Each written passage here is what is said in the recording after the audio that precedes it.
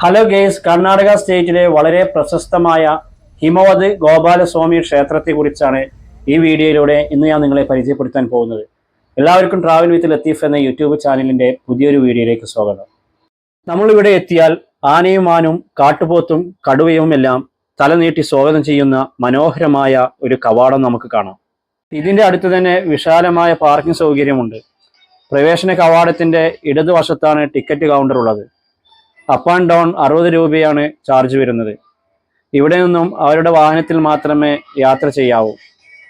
ഇത് വെറും ഒരു ക്ഷേത്രം മാത്രമല്ല, മറിച്ച് ഓരോ ദിവസവും ധാരാളം ടൂറിസ്റ്റുകൾ വിസിറ്റ് ചെയ്യുന്ന ഒരു പ്രശസ്തമായ ടൂറിസ്റ്റ് ഡെസ്റ്റിനേഷൻ കൂടിയാണ്. കർണാടകയിലെ ഗുണ്ടൽപേട്ടിനടുത്ത് ബന്ദിപൂർ എന്ന സ്ഥലത്താണ് യഥാർത്ഥത്തിൽ ഈ ഗോപാലസ്വാമി ക്ഷേത്രം സ്ഥിതി ചെയ്യുന്നത്. ബന്ദിപൂർ ദേശീയ ഉദ്യാനത്തിലെ ഏറ്റവും ഉയരമുള്ള കൊടുമുടിയാണിത്. ഇവിടുത്തെ പ്രധാന ആകർഷണം മാറിമറിയുന്ന കാലാവസ്ഥയും തുടർച്ചയായി വീശിയടിക്കുന്ന തണുത്ത കാറ്റുമാണ്. 1315 ഹോയ്സാല കാലഘട്ടത്തിൽ വീരബെല്ലാല എന്ന രാജാവാണ് ഈ ക്ഷേത്രം നിർമ്മിച്ചത്. പിന്നീട് മൈസൂരിലെ ഓടയാർ രാജവംശം ഈ ക്ഷേത്രം മെച്ചപ്പെടുത്തി. കടുവ, പുള്ളിപ്പുലി, കാട്ടുനായ്ക്കൾ തുടങ്ങിയ വന്യജീവികളുടെ പ്രധാന ആവാസ കേന്ദ്രം കൂടിയാണ് ഈ ക്ഷേത്രം.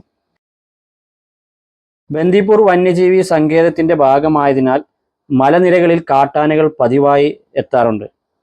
700 വർഷങ്ങൾക്ക് മുമ്പ് നിർമ്മിച്ച ഹിമവത് ഗോപാലസ്വാമി ക്ഷേത്രം മനോഹരമായ കാഴ്ചകളുള്ള പ്രശസ്തമായ ക്ഷേത്രങ്ങളിലൊന്നാണ്.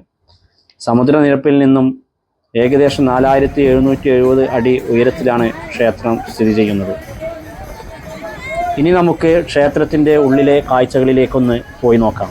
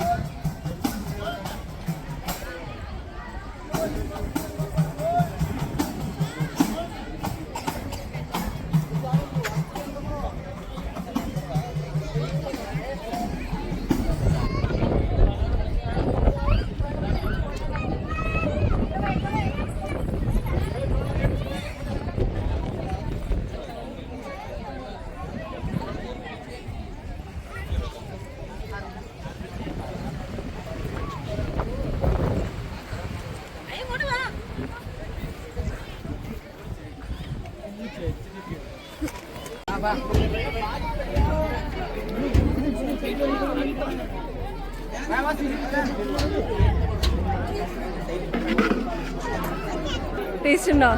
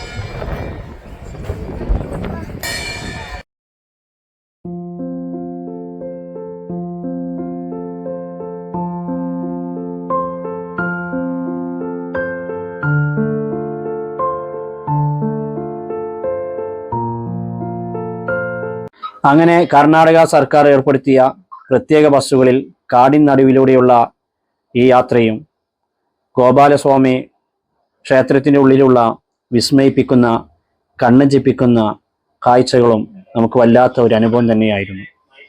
അപ്പോൾ ഇതുപോലെയുള്ള നല്ല നല്ല യാത്രാ വീഡിയോകൾക്കായി ട്രാവൽ വിത്ത് ലത്തീഫ് എന്ന യൂട്യൂബ് ചാനൽ സബ്സ്ക്രൈബ് ചെയ്യുക. താങ്ക്